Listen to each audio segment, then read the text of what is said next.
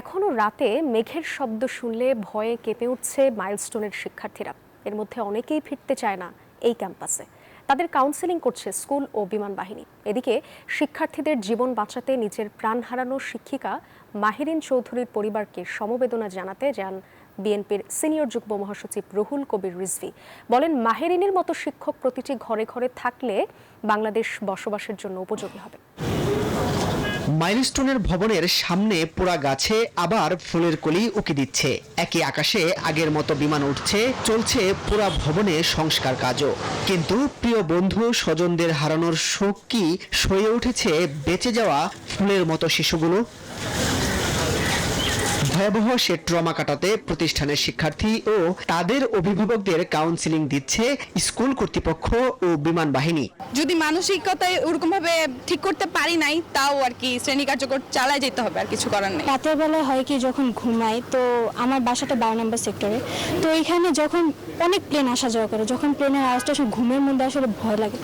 Bundle থাকলে প্রতি সেনমানিতে টাকা বাঁচবে। বিকাশ সেনমানি বান্ডেল কিনে জিতুন প্রতি লেনদেনে। অভিভাবকরা বলছেন, সহপাঠীদের হারানো শিক্ষার্থীদের অনেকেই ফিরতে চায় না এ ক্যাম্পাসে। অনেককেই চিকিৎসা দিতে হচ্ছে মানসিক হাসপাতালে। সেশনের ওষুধ টষুধ মেডিসিন অনেক কিছু প্রেসক্রাইব করছে। Is taking rest. He is being traumatised, totally traumatised হয়ে গেছে। এখন তো উনি ভয় পাচ্ছে যে আমি ওই স্কুলে আর যাব না, ওখানে পড়াশোনা করব না, আমি অন্য স্কুলে যাব। এদিকে বুধবার শিক্ষার্থীদের বাঁচিয়ে নিজের জীবন দেয়া শিক্ষক মেহেরিন চৌধুরীর উত্তরার বাসায় যান বিএনপির সিনিয়র যুগ্ম মহাসচিব অ্যাডভোকেট রুহুল কবির রিজভী।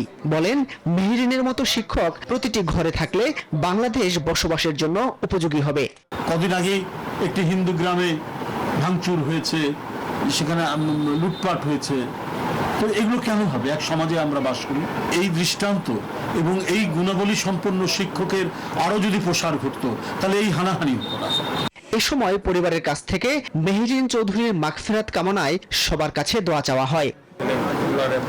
মানুষ করে দিয়ে যেতে পারলে অন্তত দেওয়ার কথাটা আমি রাখতে পারবো। মাসুদ সুমন, নিউজ 24, ঢাকা। আমার সাথে